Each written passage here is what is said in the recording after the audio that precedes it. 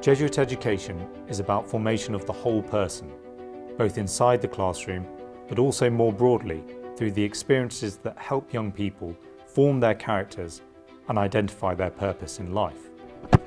The history of the college provides us with a template for the key aspects of an all-round education that helps facilitate this personal growth.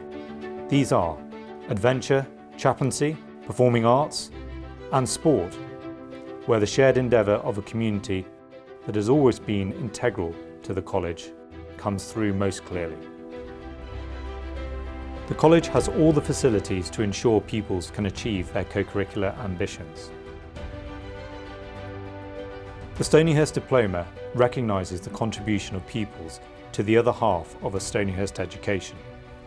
Ultimately, what the co-curricular programme aims to achieve is to create well-rounded men and women who can go out into the world with a set of skills and experiences that set them apart, giving them qualities which allow them to become leaders in our world and the catalyst for positive change. Our college motto is Quanja Pui, as much as I can, and it is this key message of doing more than is easy, more than is expected, more than others would, which lies at the heart of the co-curricular programme at Stonyhurst.